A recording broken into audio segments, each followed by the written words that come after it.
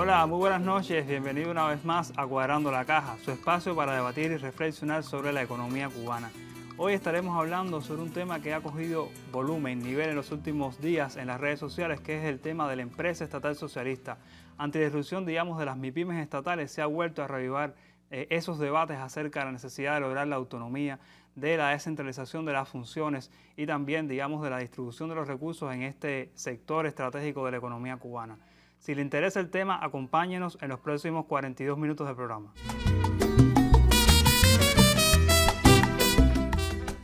Y para hablar sobre la empresa estatal socialista, las MIPYMES estatales, hoy nos acompaña un panel de lujo. Tengo el placer que me acompañe Giovanna Vega Matos, quien es la directora del Sistema Empresarial Estatal del Ministerio de Economía y Planificación. Muy buenas noches. Buenas noches. También tengo el gusto de que repita un panelista habitual ya en nuestro programa, que es Antonio Ballín García, que es el director general de los laboratorios AICA, todavía. Muy buenas noches. Y bueno, también repite otro que ya es familia en Cuadrando la Caja, quien es Ayuban Gutiérrez Quintanilla, quien es profesor de Economía de la Universidad de La Habana. Muy buenas noches. Muchas gracias por la invitación. Conociendo el tema y nuestros panelistas, les invito entonces a quedarnos y comenzar enseguida el debate. Pero antes de hablar de las MIPYMES estatales, de la empresa estatal socialista, yo creo que se impone una pregunta. ¿En qué condiciones llega la empresa estatal socialista, este actor fundamental de nuestra economía, ya de cara al año 2025? Si tuviéramos que hacer esa mirada, esa fotografía, ¿qué nos pudieran decir?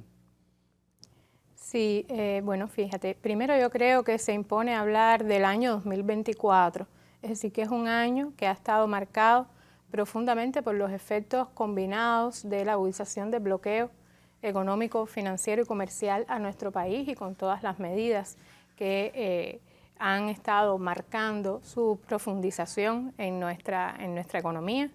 Se impone también hablar de que esto ha traído consigo determinadas consecuencias para nuestro país asociadas a la posibilidad de adquirir materias primas e insumos fundamentales para la producción de bienes y servicios, no solo para la empresa estatal socialista. Hay que decir que esto ha estado afectando de manera integral a todos los actores que hoy forman parte del universo empresarial del país. Esta situación, por supuesto, para la empresa estatal socialista agudiza las condiciones en las que tiene que gestionarse y además ha también traído como consecuencia determinadas cuestiones asociadas a las contingencias energéticas, paralizaciones de actividades y también restricciones en los ingresos en divisas al país. Hay que decir también que no obstante a esta situación complicada, un complejo escenario en que se desarrolla nuestra economía, pues las empresas estatales en general obtienen resultados favorables al cierre del año 2024. O sea, a pesar de toda esta, digamos, esta escaramuza de problemas que tiene. Correcto. Por ejemplo, más del 80% de las empresas estatales cierran con resultados positivos del año. Tenemos unas 291 empresas estatales con pérdida al cierre del 2024, pero mayoritariamente obtienen resultados positivos y hay que decir que esos resultados positivos expresados en las utilidades antes de impuestos han crecido un 12% con relación a igual periodo del año anterior, es decir, con relación a diciembre del 2023. Giovanna, esto no significa, porque entonces los televidentes pueden decir cómo es posible que digan de que hay buenos resultados cuando todavía la demanda está tan insatisfecha. Es que a pesar de eso, o sea, todavía se reconoce de que no se cubre la demanda de muchas producciones. Correcto. Hay niveles de actividad fundamentales hoy en la economía que no logran cumplirse ni mucho menos satisfacer las demandas que están establecidas en la economía.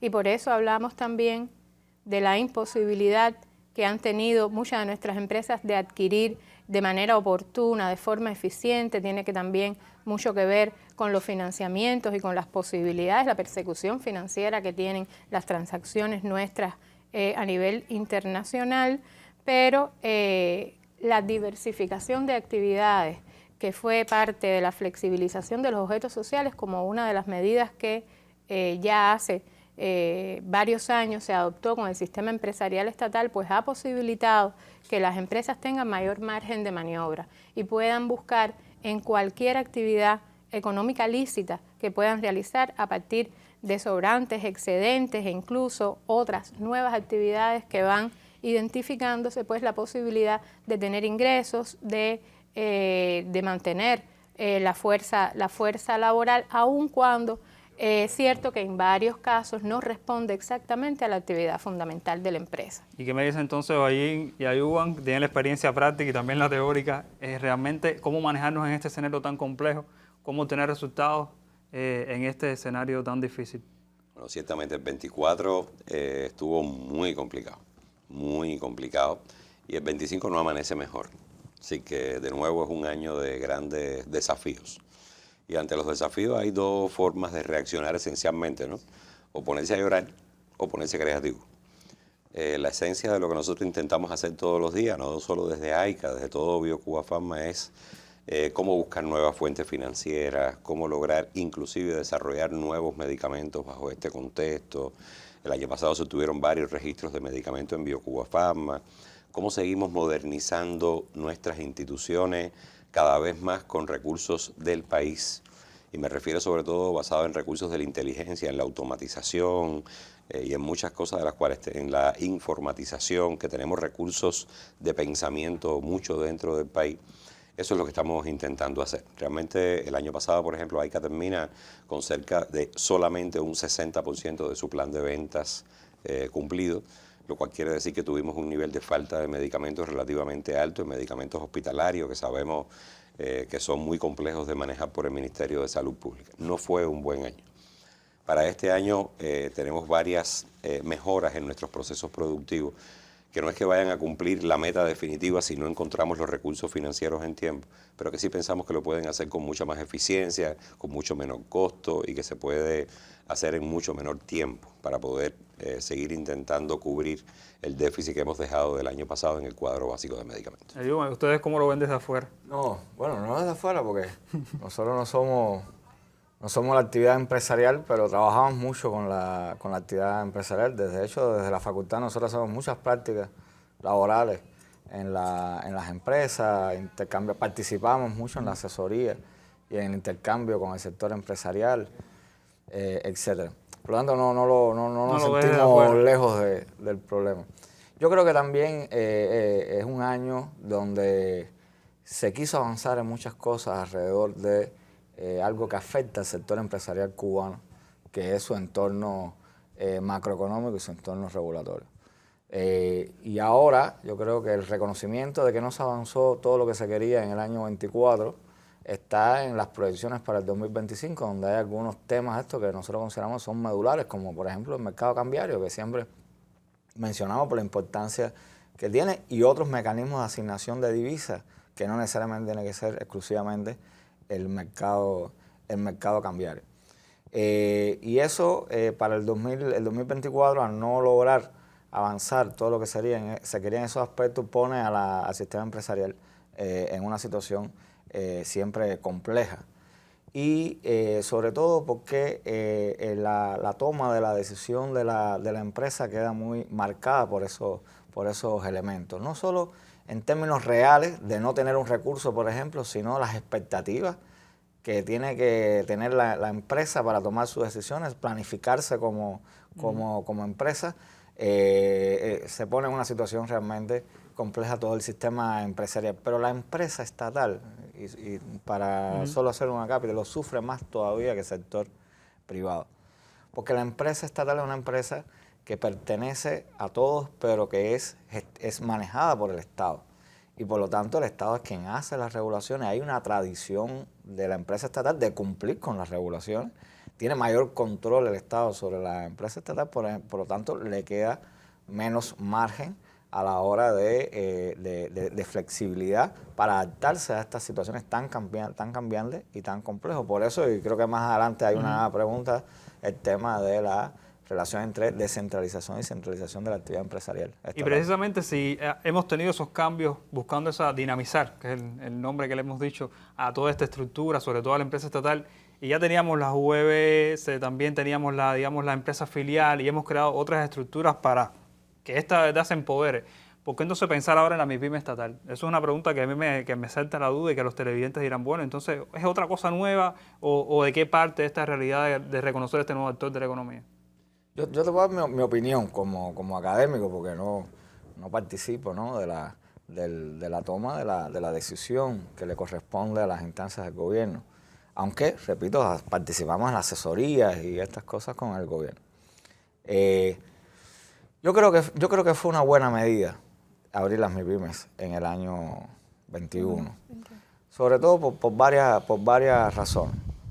Una, siempre una pregunta que nos hacíamos era cómo nacía una empresa estatal socialista, sobre todo basado en la teoría del ciclo de vida de la empresa, la teoría del aprendizaje empresarial, cómo la empresa nace, crece, se desarrolla, vamos a decir, utilizando un término para que nos entiendan, natural, por decirlo de alguna manera. Y la MIPYME precisamente daba la posibilidad de crear un emprendimiento desde un formato bien pequeño, con una regulación más flexible para que pudiera adaptarse a las situaciones tan complejas que estamos viendo en los últimos 3, 4 años. Y entonces era una posibilidad que se le abría al sector empresarial. Y no solo el sector empresarial, porque también las entidades presupuestadas pueden abrir MIPYME. Conocemos de universidades, etcétera, que han, en el caso más cercano a mi actividad, que han abierto MIPYMES estatales para cumplir determinada función, lograr determinados objetivos. Y lo que pasa es que yo creo que también se puede ver como una especie de experimento. A nosotros nos gusta mucho la palabra experimento o de prueba, en el sentido de ese debate entre si la empresa estatal realmente puede tener más flexibilidad, ser más descentralizada. Y el hecho de hacer en pequeño formato y empezar con una pequeña empresa, podía, pasado el tiempo, hacerse un análisis, pienso yo, de cómo ha ido, si de verdad podemos en estas condiciones descentralizar las funciones empresariales, etc. Eso yo creo que es un análisis que también en algún momento habrá que realizar, ¿no? Bueno. Sí, mira, el año 2021 fue, a criterio nuestro, constituyó un punto de inflexión en las transformaciones organizativas del sistema empresarial estatal. En el año 2021 se pone en vigor el Decreto Ley 34, que permite la creación de empresas filiales, como tú preguntabas, y también permite o otorga la facultad a los consejos de dirección de las empresas estatales para flexibilizar el funcionamiento de las unidades empresariales de base, y son las famosas unidades empresariales de base autorizadas. Que aparecen en nuestro sistema empresarial estatal. Hay diferencias en cuanto a las unidades empresariales de base autorizadas, las empresas filiales y las MIPYMES estatales. Hay que decir que en el caso, por ejemplo, de las unidades empresariales de base autorizada, no tienen personalidad jurídica propia, son parte de la empresa, que solamente lo que está haciendo es ampliar las facultades de ese directivo que está ahí en la unidad empresarial de base para dinamizar su gestión, que sea menos, vamos a decir, dependiente de las decisiones del día a día que se toman por el director de la empresa en general. Pero en el caso de la empresa filial y de la MIPYME estatal surgen nuevas figuras, es decir, tienen personalidad jurídica propia que pretenden un poco separar la gestión de la propiedad, y lo que aparece es una relación financiera entre la entidad que está creando esa unidad organizativa y la nueva empresa que surge. Bueno, vamos a hacer una pequeña pausa. Sé que todavía queda mucho por decir, no quería interrumpirte, sobre las diferencias que existen entonces entre este tipo de actores, entre la empresa estatal, digamos, esta unidad filial, ya esta empresa filial, pero también lo que tiene que ver con las MIPYMES. Vamos a hacer un pequeño corte y enseguida regresamos para dilucidar y además saber cómo está funcionando en la práctica. Vamos a hacer, danos unos segundos y enseguida regresamos aquí al programa.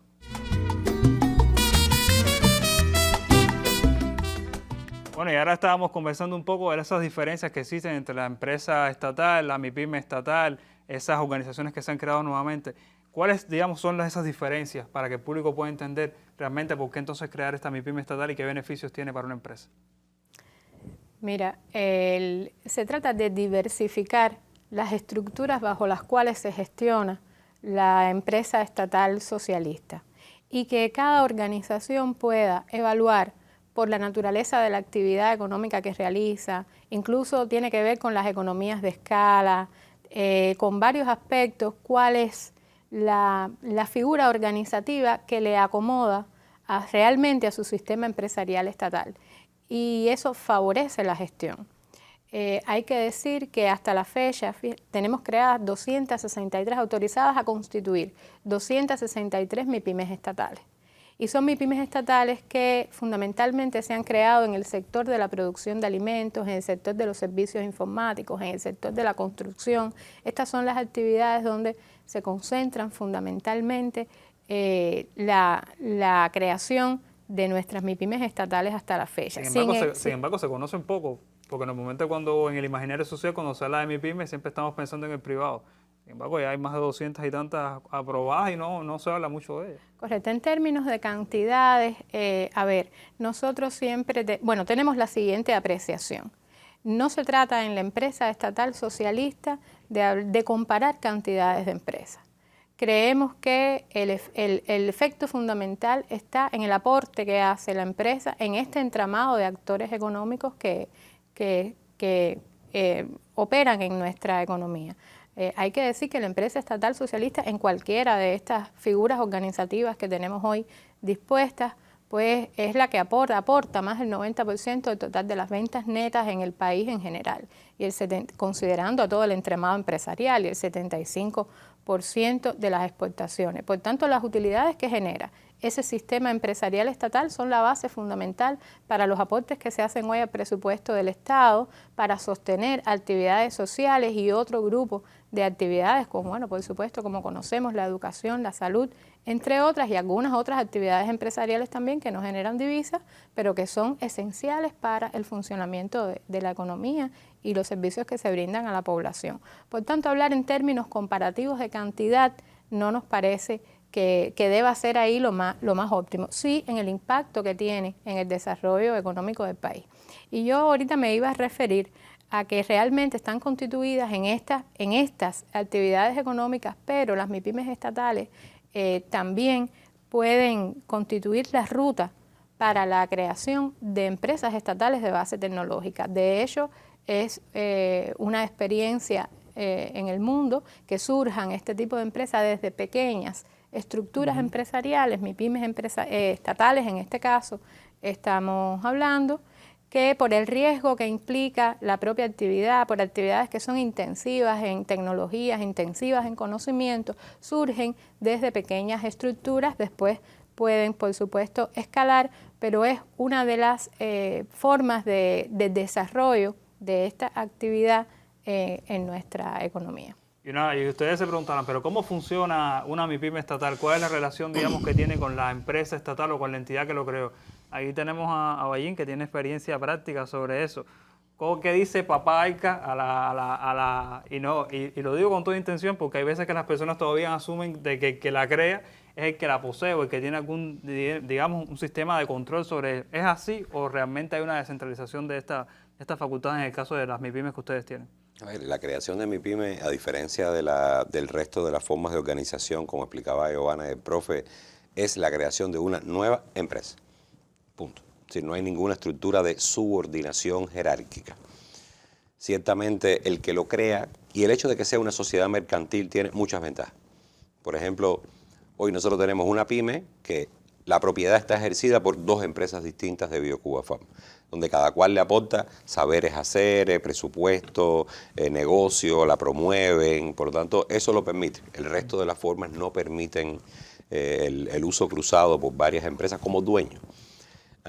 Como dueño uno no gestiona la empresa, como dueño uno le define objetivos, le define patrimonio, le define cuál es la meta fundamental a lograr en el año y después se aparta de la gestión sin dejar de supervisarla como dueño cada cierto tiempo.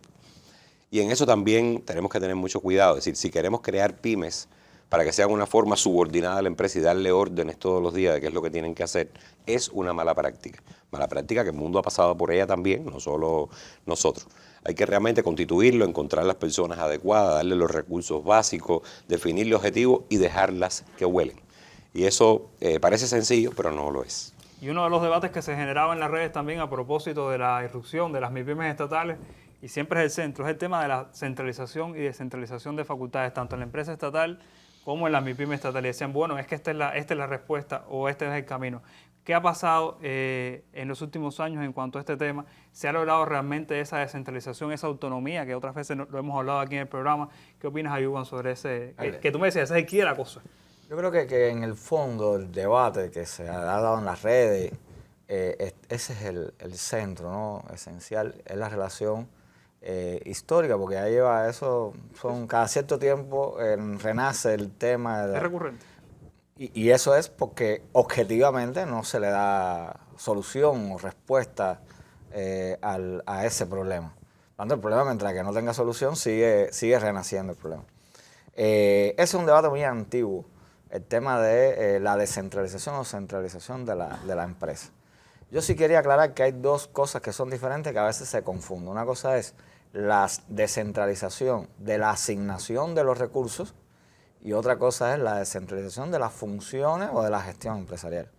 No siempre es lo mismo, aunque se relacionen, pero no es exactamente lo mismo. Usted puede tener un esquema, un sistema que funcione con una gestión descentralizada de la empresa, sin embargo, determinados recursos estratégicos, etcétera, se mantengan asignados centralmente.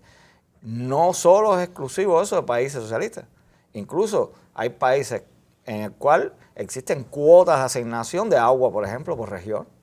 Están determinadas, o de controles más indirectos a través de la fijación de determinados precios, etcétera, de elementos como el combustible, por ejemplo, que son transversales a una economía. Es decir, no es un problema exclusivamente de una economía socialista. Entonces, eso es importante porque el debate tiene que girar, en mi opinión, alrededor de la descentralización de la función. Porque al final, yo creo algo que decía Bayín, disculpe que lo tutee, y es el hecho de que yo soy propietario, ya sea el Estado o un privado, y yo tengo determinados objetivos con esa empresa, pero esa empresa se enfrenta a restricciones externas, tiene sus recursos propios y puede disponer de recursos de otros a través de los mecanismos económicos y financieros que hay. Pero tiene que cumplir el objetivo de la empresa en esas condiciones. Por lo tanto, yo creo que el tema de la descentralización está asociado también a dos modelos diferentes de cómo ver la economía socialista. Un modelo más basado en la dirección centralizada de la economía a un modelo basado en una descentralización de la economía donde el mecanismo del mercado o el mercado juega un papel mucho más amplio. Y en una economía donde, por ejemplo, sabemos que hay escasez de divisas, donde hay restricciones con el combustible y con los portadores energéticos, hay quien dice, esto no es momento para descentralizar nada, este es el momento para que todo sea planificado, para que todo sea centralizado, mientras que otros defienden de que al contrario, este debe ser el momento donde más iniciativas deben haber desde el punto de vista empresarial, donde cada quien debe no elaborarse su camino, porque eso puede sonar un poco de lucha tuyuca taíno, como se dice popularmente, pero sí de que cada cual, a partir de sus propias potencialidades, pueda crear las cosas. ¿Es así? Yo creo que este es un problema que no se puede enfocar de manera binaria. No hay una respuesta que sea 0 y 1. Entre 0 y 1 hay infinitos números. Están en medio. Es decir, repito, usted puede tomar la decisión, como hacen muchos países del mundo, de asignar centralmente determinados recursos vitales o estratégicos para el desarrollo del país. Y eso no significa que pueda tener una gestión descentralizada de la actividad empresarial o funciones, o descentralizar las funciones de la empresa. Porque eso le da un dinamismo a la economía que no lo alcanza cuando usted está totalmente centralizada la actividad empresarial. Y además eso está en coherencia con todo lo que hemos aprobado del 2011 para acá, en los documentos del partido, de la Constitución.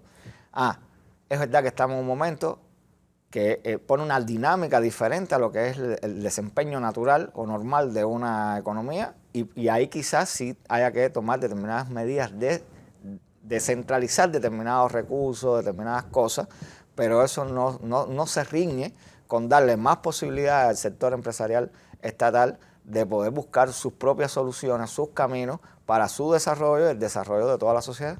¿Giovanna? Sí, correcto. En consonancia con esto que explica el profesor Ayuban, nosotros creemos que debe haber ahí un justo medio, un equilibrio entre ambas cuestiones. Por ejemplo, se ha trabajado ya desde hace varios años, el año pasado se retomaron con gradualidad los esquemas de retención de divisas para los exportadores, cuestiones que hay que seguir trabajando en este año, que no quita pues estamos hablando ahora en el caso de un recurso muy restrictivo como la divisa, que hay una asignación centralizada también de la divisa para determinados sectores y que estas entidades que tienen un esquema de retención, el resto que no retienen para su propio desarrollo lo aporte a la cuenta central de financiamiento con la cual se pueden destinar esos recursos hacia otras actividades de la economía. Es un ejemplo muy puntual de cuestiones que se han venido trabajando. Hay también que decir que en el año 2025 hay un programa de gobierno, el programa de gobierno aprobado para corregir distorsiones y reimpulsar la economía, que tiene objetivos estratégicos importantes para el desarrollo de la empresa estatal socialista. Hay que decir que pasa desde el programa de estabilización macroeconómica, que tiene importantes medidas asociadas a esto. Lograr una estabilidad macroeconómica también permite crear un entorno más favorable para el desarrollo de la microeconomía, en este caso en particular de la empresa estatal socialista. Pasa por poder desarrollar estos mercados para donde puedan confluir los diferentes actores de la economía y a partir del cual se pueda generar una mayor flexibilidad en la gestión, y pasa también por otras cuestiones que se han estado estudiando con relación a las estructuras que debe adoptar el sistema empresarial estatal, las facultades, el límite, el alcance de las facultades que deben tener nuestros empresarios, el perfeccionamiento de esas estructuras, el perfeccionamiento de las juntas de gobierno. Es decir, hay un grupo de cuestiones asociadas a elementos de asignación de recursos y otros que están dentro del programa del gobierno, de las proyecciones que se están trabajando para el año 2025, y yo creo que en el año 2025 va a poner en mejores condiciones el funcionamiento del sistema empresarial, por supuesto de forma gradual, paulatina, y permita reimpulsar de alguna forma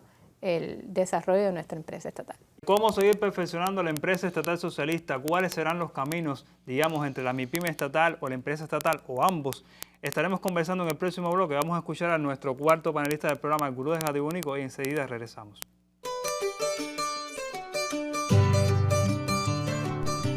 En los momentos actuales, donde nos surge crecer, apremia fortalecer las empresas estatales.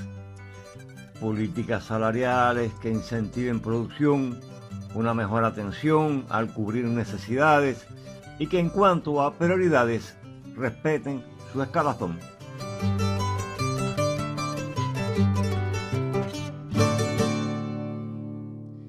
Bueno, y entonces ahora el Gurú de Jatibonico nos ponía ese pie forzado sobre cómo seguir perfeccionando la empresa estatal socialista, que como decía una de nuestras invitadas es el actor fundamental de nuestra economía. Y él decía algo, el tema de los salarios, cómo seguir flexibilizando esto mismo que estábamos hablando, que no se trata de una comparación, sino cómo seguir dando la flexibilidad y la autonomía que necesita. Giovanna, ¿qué opinión tienes sobre eso? Mira, yo creo que nos quedan muchas cosas por hacer todavía con la empresa estatal socialista.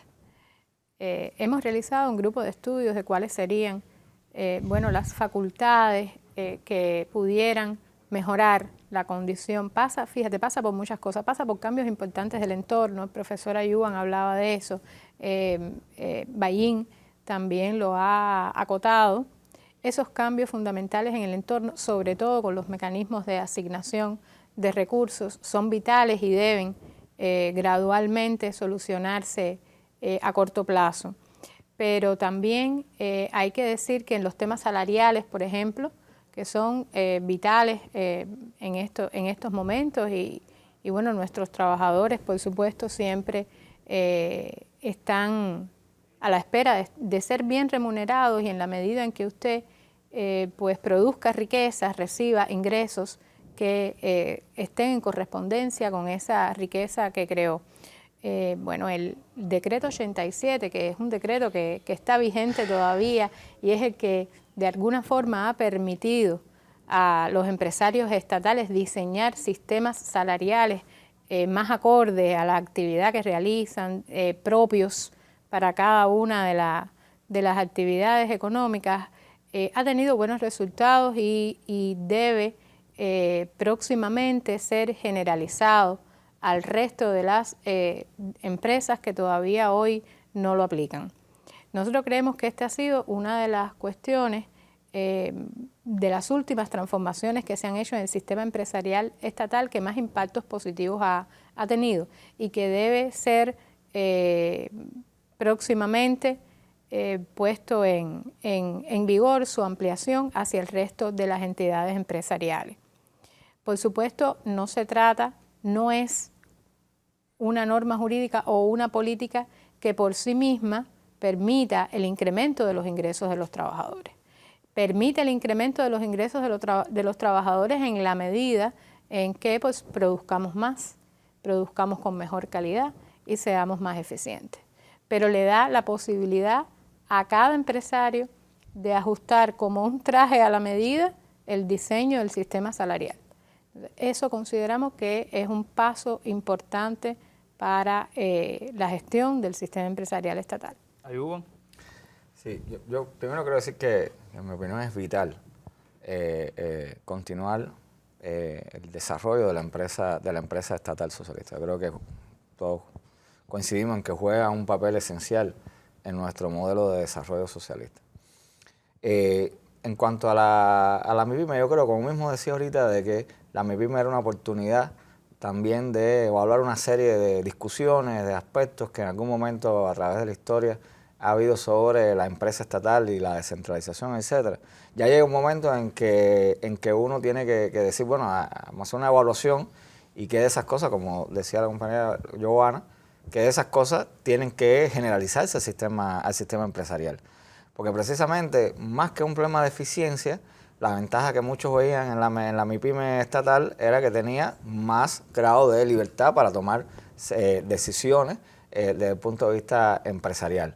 Bueno, si eso se demuestra que funciona y que es bueno para la empresa, en algún momento hay que generalizarlo a la empresa estatal. Nosotros veíamos con muy buenos ojos la ley de empresa, que saliera una ley de empresa donde recogiera los elementos fundamentales de estas problemáticas alrededor de la empresa estatal socialista. Pero algo que nosotros decimos a veces un poco reduciendo las cosas, pero a veces un mensaje corto es importante. La empresa tiene que ser empresa. Tiene que tener la capacidad de tomar sus decisiones bajo un determinado marco de restricciones externas, bajo un mandato que le da el dueño de cumplir un objetivo. Porque además no todas las empresas estatales son iguales. Hay empresas estatales que tendrán una función de proveer de un bien público, por lo tanto tienen una medida de eficiencia, tiene eficacias diferentes a una empresa que tiene como objetivo obtener utilidades y aportar al presupuesto de del país, es decir, de la sociedad. Y eso tiene relaciones diferentes. Y yo creo que hay que buscar el camino de cómo ese sector empresarial nuestro, en esas diferentes funciones que puedan tener, sus diferentes escalas o estructuras que tenga, aumente la generación de riqueza para el país en un contexto además diferente que no teníamos hace 5 años, que es tener un sector privado que se ha fortalecido y que nos impone una relación de competencia diferente a lo que teníamos anteriormente. Yo creo que eso es un cambio también en la visión, en la manera en que hay que ver el papel de la empresa estatal. Te voy a robar una frase, eso de que la empresa tiene que ser empresa, y miro a Ballín porque yo sé que él tiene mucho que decir con eso. Además, un ejemplo positivo de ese hecho. ¿Cómo seguir entonces empoderando? Porque para que la empresa tenga que ser empresa, es verdad que tiene que tener ciertas libertades, ciertas de regularización, ciertas cosas, pero también tiene que ver con el cuadro, que ya una vez lo traíamos aquí, porque a veces pensamos en el emprendedor solamente para la MIPYME privada, pero ¿cómo tiene que ser ese directivo también que dirige esa organización? Lo primero que tiene que pasar es que sepamos formar ese tipo de personas, ¿de acuerdo? Los cuadros, los emprendedores tienen determinado de aptitud, pero tienen mucho también de formación y exposición a discusiones técnicas de este nivel. En primer lugar, yo pienso que tenemos muy pocos espacios de discusiones reales sobre gestión empresarial. Y una de las cosas que queremos hacer a través de una de las pymes de AICA es buscar cada vez más y más y más espacio. Necesitamos muchas más personas que piensen como empresarios y menos como administradores. Eso es una realidad. Sí necesitamos una ley de empresa. Mi opinión muy personal, es mejor que saquemos una y la cambiemos en un año que seguirla posponiendo. sí necesitamos una resolución que mientras tanto permita que los directivos puedan trazar políticas propias salariales. Ya hicimos una primera vuelta con la 53, funcionó muy bien, por lo menos para nosotros. Yo pienso que necesitamos la segunda vuelta, eliminando todas las restricciones que tuvimos en esa primera y que viene contenido en el borrador. Pero la velocidad a la cual aprobamos nuevas cosas para el sector empresarial, desde mi punto de vista, es muy lento. En un entorno que es muy cambiante, que como decía Iván, es muy competitivo. cambiante, y que la inflación y el entorno externo del país sigue cambiando a una velocidad muy grande. Por lo tanto, tenemos que formar cuadros directivos, personas capaces, emprendedoras, y que no sigan mirando para dentro de Cuba, que sigan mirando cómo nos imbricamos en la economía internacional de una manera natural, cómo capturamos parte de ese entorno de valor, de esas cadenas de valor que ya existen y que hoy no capturamos. Y eso es esencial. Y dentro de esos cuadros y esas pymes o esas empresas que creemos a futuro, creemos además que capturar la posibilidad de que la cuarta revolución industrial que está ocurriendo ahora en el mundo, con la biología sintética, con la manufactura aditiva, con Internet de las cosas, tenga una representación muy clara en las nuevas pymes que creemos como Estado.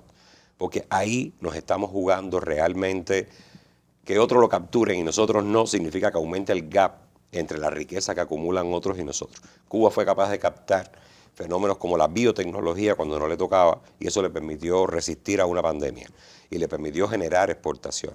Si no hacemos un énfasis especial en crear, promover personas y empresas nuevas que capturen esas nuevas tecnologías y la pongan en función de la economía cubana, nos volveremos a quedar 20 años por atrás de por dónde va el mundo. Y por eso mismo que logren imbricarse con el mundo y sus cadenas de valor. Y volviendo a la pregunta inicial que hacíamos al inicio del programa, aunque mis panelistas me decían, esa no es la pregunta, esa pregunta es un poco contradictoria. Sería empresas estatales versus MIPYMES estatales, ¿cuál es el camino o qué vamos a decir entonces sobre este tema? Ayuda. No, yo creo que tiene que ver con lo que decía ahorita.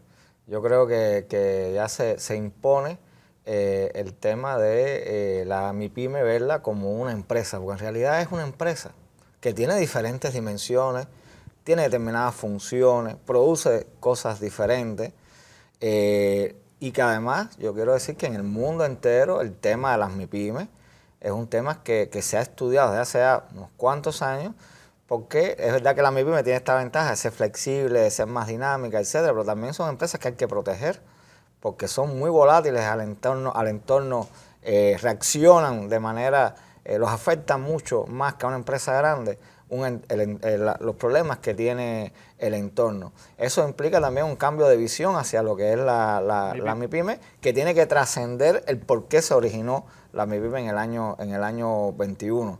Y eso solo, pienso, se va a lograr cuando a través de una ley de empresa digamos, esta es la empresa. Ahora, tiene estas características, ¿a cuál vamos a proteger? ¿A cuál vamos a darle más recursos por su carácter estratégico, etcétera? ¿Cuál va a cumplir una función más social como la provisión de un bien público que tiene otras características? Porque tiene que proveer un bien de una calidad X al menor costo posible. Eso no es lo que busca una empresa comercial, que lo que busca es tener una utilidad para aportar al presupuesto de la nación. Entonces, todas esas cosas tienen que estar claras, porque no tiene por qué ser enemigas, al revés, es un eslabón, un elemento importante del desarrollo del sistema empresarial que haya MIPYME. ¿Giovanna? Correcto, estoy totalmente de acuerdo. No se trata de conceptos contradictorios ni conceptos que se enfrentan, son complementos. ¿No? Y que de hecho en la propia Constitución me llamaba la atención, porque en la Constitución se dice que se puede constituir MIPYMES estatales. Sin embargo, cuando sale a la luz estas últimas discusiones, las personas como que se sorprenden que haya MIPYMES también dentro del Estado, como si esa palabra fuera solamente para el sector privado. ¿Es así? Sí, a ver, mira, yo creo que tiene que ver con la información, lo decía ahorita, también son menores y es lógico que sean menos, porque hay un sistema, ya hay un sector empresarial estatal, ya existe, ¿no? Por lo tanto, es lógico que la dinámica de surgimiento de empresas en el sector privado sea mucho más rápido, porque están naciendo desde un punto más bajo. El sistema empresarial cubano ya existe como el sistema empresarial. Y no puede ser crear MIPYMES por crear MIPYMES, sino porque realmente vaya a cumplir una función y le sea de utilidad a la entidad que la esté creando. Por lo tanto, yo creo, repito, que hay que verlo como una ventaja, como una fortaleza, el hecho de que se haya incluido en nuestro entramado empresarial cubano, que se haya introducido esta figura de la MIPYME. Ballín, tú que tienes la experiencia práctica, entonces, ¿coincides con estas opiniones? Yo coincido que necesitamos empresas estatales más, necesitamos pymes estatales, necesitamos pymes privadas y necesitamos la combinación de pymes privadas con pymes estatales, con inversión extranjera, con empresas extranjeras. Necesitamos repoblar nuestro tejido empresarial y necesitamos conectarnos con el mundo a través de cualquiera de ese tejido empresarial. Solo de ahí puede venir un desarrollo que no puede ser autónomo interno, tiene que imbricarse con el resto del turno, con el mundo. Tiene que seguir imbricándose con el resto del mundo y por supuesto este desarrollo tiene que ver con no solamente de que sea una MIPYME estatal o sea una empresa estatal, sino que el aporte real que puede hacer esa economía. Y pues sí. Mira, disculpa que interrumpa porque Bahín introduce un tema que es importantísimo, que es el tejido económico. Un país, es decir, la dinámica económica de un país depende de la densidad de ese tejido económico. Implica modelos diferentes de cómo enfrentar la economía de un país, cómo regularla. Y yo creo que, yo coincido totalmente que nosotros tenemos que ir, y es lo que se ha planteado, hacia un modelo en el cual sea muy importante esa dinámica que genera tener una diversificación de actores económicos, de productores, y que además sea cada vez más sólido y más fuerte ese tejido empresarial. Y pasa por algo que decía ahorita, que yo creo que es muy importante, y algo que hemos insistido también desde la academia, que, voy a poner ejemplo, México tiene más del 90% de sus empresas son MIPYME. Japón tiene una cantidad aún mayor, creo que es un 98% de las empresas son MIPYME, porque juegan una función en la dinámica y en la salud de un entramado empresarial. Y eso es que yo creo que fortalecerlo y hay que aprovecharse de esa oportunidad que tiene incluso implicaciones fiscales, aumenta la base imponible, genera más riqueza. Cada vez que hablamos de las empresas estatales, bueno, hoy también introducimos el tema de las pymes estatales, se nos va el tiempo muy rápido, porque son discusiones, como decíamos en la presentación del programa, son discusiones añejas, discusiones que llevan tiempo, pero que sin embargo no pierden vigencia y sobre todo nos plantea el reto del futuro de la economía. Como decían mis invitados, el tejido empresarial es un tejido vivo que tiene que crecer, que tiene que adaptarse a las condiciones de la economía y por supuesto cada vez que tengamos que debatirlo, que traerlo de nueva colación, lo haremos en nuestro programa. Muchísimas gracias a mis invitados en la noche de hoy, a usted por acompañarnos como siempre cada domingo a las 7 de la noche por el canal Caribe. Y como siempre les digo, no se aparten, manténganse conectados con nosotros y comparta todo su contenido, su opinión en las redes sociales, porque juntos hacemos un Cuadra diferente.